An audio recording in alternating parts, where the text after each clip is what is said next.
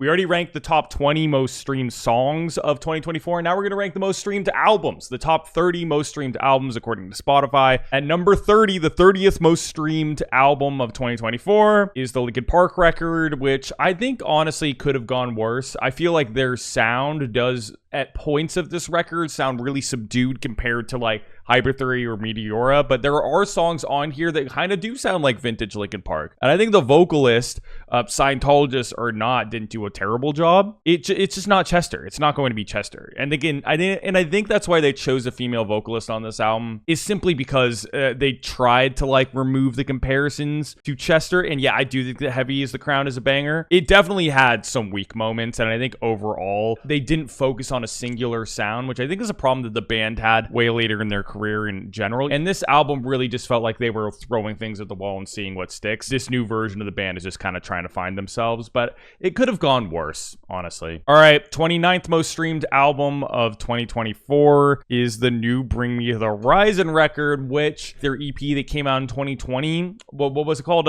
Post-Human Survival Horror. I thought that album was full of heaters. The Nova Twins song, there was like a Baby Metal song that I thought was really good. Overall, that album was great, and this one came a little too late. I don't know why there's a 4-year break, and it was okay. It was good. It was good. It was solid. There were some fun songs. There were some bangers. Overall, the super weak moments weren't that weak.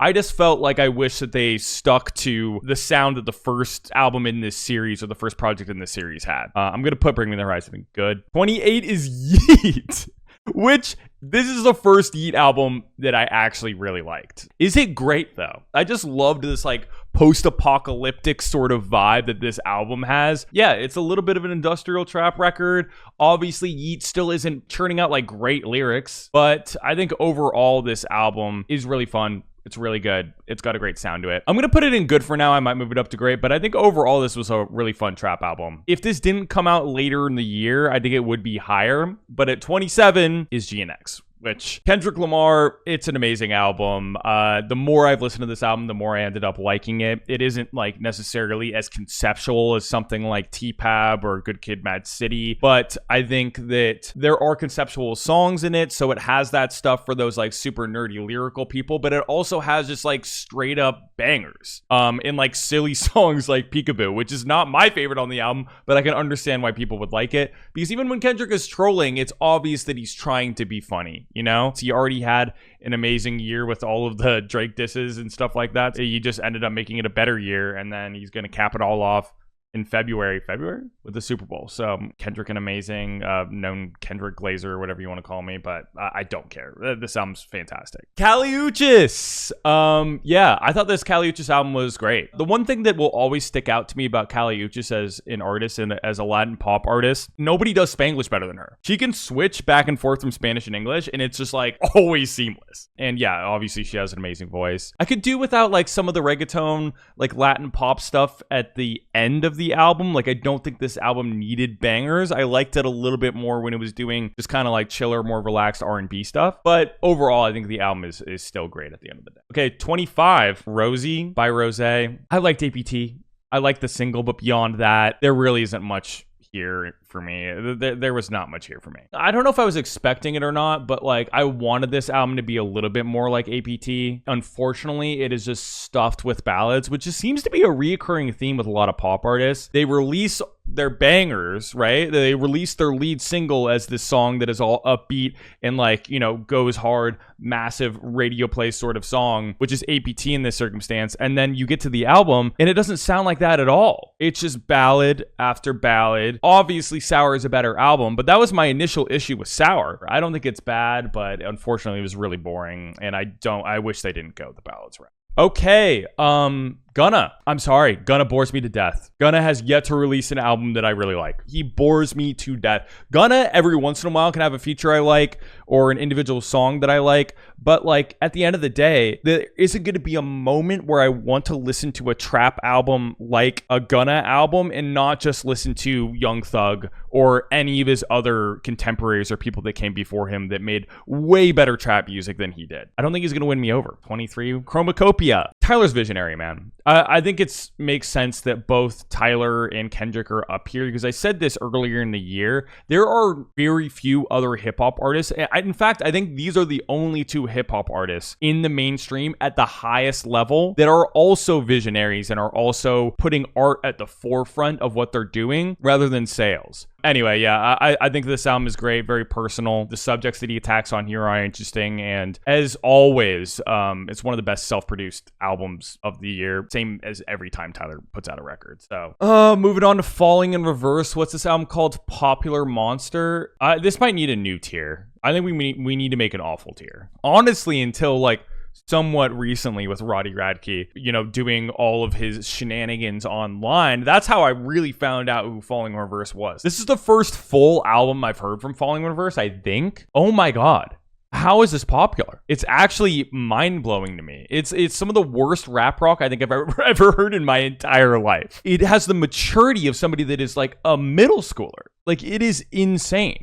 Like, the bad guy persona on this album is just also so paper thin because this guy is so clearly unbelievably insecure. Yelling at everybody about, like, people that hate him, and then you're yelling at them that you don't care what they think. Like, like, what are you talking about? Yeah, this album's horrible. We're nearing the top 20 here with Heartstone Psycho. The first leg of this album, for whatever reason, this album is split into like 4 discs. First side of this album that's like doing like the trap stuff, I think it's kind of heat. But then once we start doing the R&B trap stuff and like we get further in the record, I think it like goes downhill in a hurry. But the tracks that are great, the tracks that are good are great, I think. I'll leave it at that. What do we have next? Oh, Shaboozey.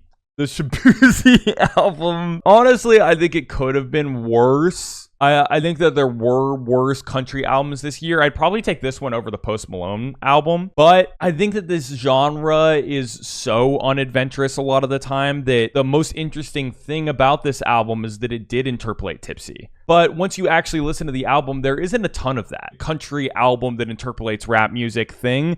It's not that. It just kind of is a country record. And that's a little bit of a bummer because I honestly would have preferred more songs like a bar song because at least it would have that novel element to it. But it doesn't even really have that for the most part. Oh, we're at number 19, the 19th most streamed album of 2024. It's bad.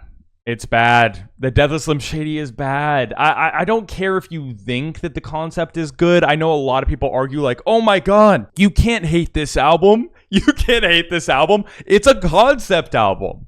It's like that is not what that means. I think that the concept of Slim Shady trying to get Eminem in trouble or get Eminem canceled, I think that that's like actually an interesting concept for a record. But the things that Slim says on this album is just like, it's old, boring, like alt-right talking points that are tired, fat phobia, transphobia, like just like the easiest punching down stuff, which I think throwing in a little bit of that to like really nail down what the character is trying to do, sure, but at least make it interesting.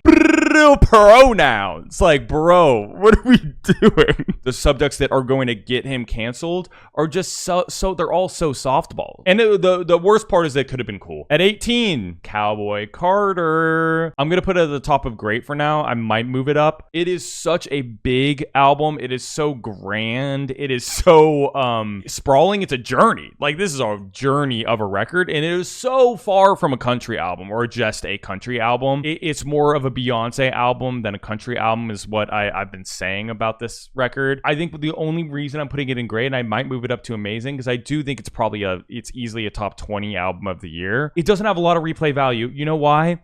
It's because it is a little messy. Like, it just gets messy towards the end. It just gets messy towards the end. Levi Jeans isn't a great song. I think to put an album up here in amazing, I think I have to at least like every song. But I think Cowboy Carter is a great record, and it's a wholly unique sort of thing, especially of an artist of her caliber. I love that Beyonce, more than any other pop artist in the mainstream, I think at her level, is continuing to like push her music forward try to step over boundaries and make something interesting. And I think that's what this album is. Number 17, I'm surprised that this album streamed as well as it did because I didn't really hear anybody talk about it this year. Radical Optimism. Honestly, I re-listened to it recently. It's either at the top of meh or it's good. It's one of the two. It just is such a huge step down from Future Nostalgia. Part of it is those like acoustic guitar, like beach summery vibes that some of these tracks have that Kevin Parker did. And some of it is because it's trying to sound like Future Nostalgia, but it sounds like a neutered version of that. It just feels like a plain version of Future Nostalgia. But I do like it more than I like Rosie. I think like songs like Training Season are good. Houdini's a good song too, you know? I'll put it in good. Undeniably a letdown. I think one of my most disappointing albums of the year is this duo record, even if it isn't like one of the worst. At 16 is this Tyla album, which I thought was really, really good. Like, really good. One might even say great. I'm going to put it in great. The hook writing on this album is fantastic. The Afro beats on a piano elements brought into this record combined with like more modern pop R&B sort of stuff, I think is great. She has a killer voice. It does sound like they tried to replicate Water in certain instances, but not like a super cringe way. Like it's not like this album is 20 Waters, you know? It's a really fun pop record. Easily one of my favorite pop albums of the year. Post Malone country album. It is just the most boring stadium country you could possibly imagine. The amount that this album leans on the features, I think there's a feature on pretty much every single one of these songs on this album, and Post pretty much takes the backseat in all of them. To a certain extent, this album needs to feel a little bit like your own album. Not a great album. Not that I was looking forward to it that much, but I was interested to see what Post Malone would sound like in the country genre, and it just did not pan out. All right, Vultures 1, bad. This album's bad. It's not as bad as Vultures 2. I will say that I think that there's glimpses of Kanye's artistry, like former greatness, but he just ruins it with the lyrics. Every Kanye verse, every Kanye chorus on this album is just horrible. It's horrible. This album is a lyrical nightmare. And I think honestly, if I was just going by like the Ty Dolla $ign hooks and the production, this album might be up here because of Kanye's verses. It has to be in bad. All right, American Dream. Yeah, this came out earlier in the year, a 21 Savage album. I thought it was okay. It sounds like a 21 Savage album. I think it was a little bit of a letdown, but the only thing I can really say about it is that it's a 21 Savage album made by 21 Savage. It sounds like a 21 Savage album. It's not Savage Mode 2, which I think is one of my favorite trap albums of all time, genuinely. And number 12, it's The Secret of Us, Gracie Abrams. It's bad. This is maybe the most boring album on this list, and that's saying a lot. I think part of the reason it's so boring is because there is zero identity to it beyond her being Taylor Swift's protege. I don't know if you guys heard Gracie Abrams' last album. That album felt like it had some identity to it. It sounded like I knew who Gracie Abrams was as an artist. This album just sounds like she was like, oh, I have the Swiftie spotlight on me. I gotta make every single one of these songs sound as much like a Taylor Swift song as I humanly can, which sucks because I think it takes away from all the identity that she had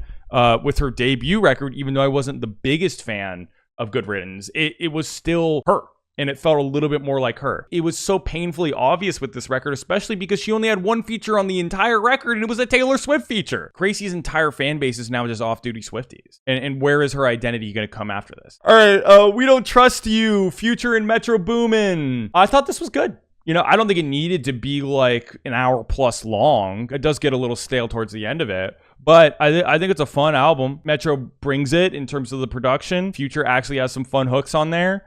Overall, it's a good album. All right, Jimin. This was kind of a mess, honestly. It was kind of a mess. There were some songs that I thought were decent on this record. I have to put it in bad. I'm gonna put it in bad because like it's either basic and manufactured or incredibly busy and overproduced. And I think some of the melodies are good on this album, but like it's just completely too crowded, or the instrumental's too boring. I think it's a big failure on the production side of things. All right, the 9th most streamed album of the year is Brat, which is amazing. Go eat shit if you disagree. honestly. If you're one of those people that is like, oh my God, my ears are bleeding. Like, how does anybody listen to this? I swear to God, the most tame Arca song would give you a fucking heart attack. It would give you a heart attack if this is too experimental. Listen to 360 and you're like, oh my God, this is too loud for me. Get a grip. Just because it isn't like a fucking acoustic guitar. But yeah, this album's great. Really fun record. Again, I think that with this album and the success of it honestly proves this. She finally met that middle ground on this album, and I think that and the branding is why this album was so massive this year, and why Charli's now like a main pop girly. Oh, the Onerepublic album. How is this album this popular? I thought there was like a mistake in the data. I do not understand how this Onerepublic album had any play at all, because I think it's one of the most boring. This might even be an awful. This Onerepublic album is maybe the most aggressive retail music of the year. The writing from Ryan Tedder is some of the most basic of his career. It sounds like old Onerepublic, but with that new polished sheen on it. It's too much. It's the most like, yeah, Target commercial music, retail music, whatever you want to call it. Eternal Sunshine, Ariana Grande. It's good. I think it's a good album. It's not amazing, you know. It's not Sweetener. It's not Thank You Next. I think the highs of this album completely outweigh the lows. The issue with it, this is a record that I think easily could have gone in a direction, but instead it's just Ariana doing whatever she wants, which is cool. I think an eclectic record can be really good, but I feel like songs like Bye are just so much better than the other styles that she went in on this album. And I feel like even Yes and, which I thought was a pretty good single, I think it would have even been more interesting if she made a house record. I think I kind of wish that she picked a direction. That being said, overall it's a solid record. It's solid. I think that Bye is easily one of my favorite pop songs of the year. Would have been cool if she picked a direction similar to, like, you know, what she did with Pharrell on Sweetener. And I think Ariana works best when she has a direction. How did this Jason Derulo album get on here? You know what I will say? Jason Derulo is a pioneer of making really terrible music that gets very popular because he used another song by a talented songwriter. He is a pioneer in that, and I will give him credit for that. But no, this album's awful. All right, we're in the top 5 now. Benson, Boone. Honestly, the entirety of this record isn't bad. People are going to tell me to put it in bad because Beautiful Things sucks. But he doesn't do that throughout the entirety of this album. I don't think it's awful, guys. I really don't think it's that awful. I think it's just extremely basic. And I might put it in bad, but like really, I just think that there's worse things. There's just worse things. It is a little annoying. He does scream a little too much. His vocals can come across as pretty grating. But to me, when I listened to this album, I was expecting it to be worse. Maybe my expectations were just too low and this exceeded them. There's just worse stuff out there. Shakira. Love Shakira. Icon, right? She just leans on her features on this album so hard. And this, I think, it's one of the more corporatized Shakira records I've ever heard. And she's always been like a super mainstream radio pop artist. But I think at least it was hooky. I don't understand how this album has so many streams, because I don't find anything memorable about this album. It's just kind of a bummer. It barely feels like a Shakira record. All right, top 3 now. Number 3 is short and sweet, Sabrina Carpenter, which I think is good. I think I like the Ariana album a little bit more. I think it's got higher highs, but I think Please Please Please is a really well-written song. I think the key change is cool. I think that Espresso, even though it is literally using royalty-free music, is a banger. Taste is a good song. Bedchem is a good song. These are all like, this is a good album, and I do like her like clever songwriting or like cheeky songwriting. I think that that's the thing that makes Sabrina stand out. She's super hard leaning into that sort of songwriting on this new album, and I think that I'm really looking forward to what Sabrina does in the future now. Top 2 albums, obviously number 2 is Hit Me Hard and Soft's Billie Eilish. Argue with the Wall. I think it's easily top 2 Billie Eilish records, maybe number 1.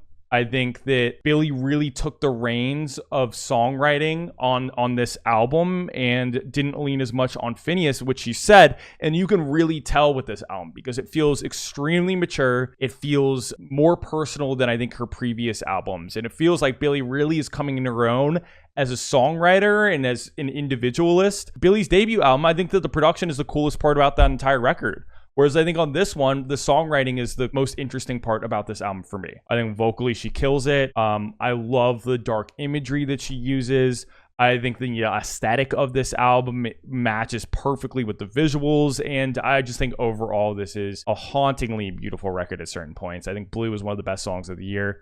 Can't say enough good things about it, really. And I loved her debut record. Was not big on Happier Than Ever. I think this was a huge step up from Happier Than Ever. So I'm really happy with this one from Billie, and I think she's solidifying herself as one of the best pop artists in the world. All right, number one. All right, are we doing the anthology version, or are we doing the regular one? Because I think the anthology version is what got her this many streams, because it's a literal 30-track album. I think I would honestly put Tortured Poets Department, like just that album, Tortured Poets Department, the initial release, I'd put that in bad, full disclosure.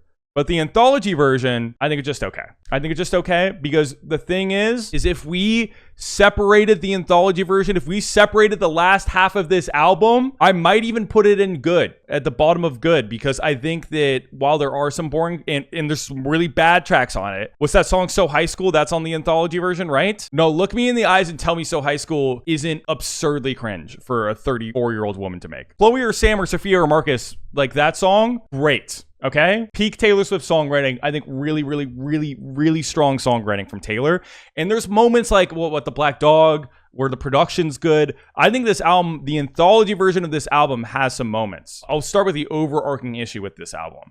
This is an album not made for fans of Taylor Swift's music. It's made for Taylor Swift fans. It is feeding her hardcore fans details about her personal life. It is unfiltered. It is her every thought. There is no editing. There is no nuance. It is just a pure word vomit Taylor Swift songwriting for the majority of this record. There's a reason so many people ate this up. So many of the Swifties ate this up, is because they love that shit. Oh, please give me some more personal details. Give me more personal details about your life so I could be invasive. Let me be invasive to my favorite pop star's life. Ooh, yummy, yummy, yummy, yummy. If you are a fan of music and you're a fan of songwriting, and you walk away from the album and the first thing you want to talk about with other fans of this album is what is this song, who is this song about? I don't think you're a real fan of the music. Sorry. As a songwriter, if you are putting out music and your fan base reacts by saying, who is this about, instead of how does this make me feel, I think you failed. Because that's not what it should be about, even if it is about your personal life. And anyway, Jack Antonoff fucking sucks on this album. I'll say it. For some reason, he cooked on Short and Sweet and he cooked on GNX, but he couldn't come up with an interesting instrumental if it saved his life on this Taylor Swift record. Thank God Aaron Dessner was there to clean up the scraps. I think that Tortured Poets Department could have been good. If I don't know, she cut it down to 12 songs, edited it a little bit, did a second, third draft over some of these songs. And, Taylor Swift would once again be one of my favorite songwriters, maybe, as she was for a very long time. And I think with Midnights and some of the lyrics off of this album, she just either doesn't have it anymore, or she isn't trying to make the best music she possibly can. She's trying to churn out more music, because you'll eat up any scraps and make it the number one most streamed album of the year, regardless of what it sounds like. That's how I feel about the biggest albums of this year. That's all I've got for you guys tonight. If you're watching this on YouTube, make sure to like and subscribe, all of that stuff. And check out the Patreon as well. There's a lot of benefits over there.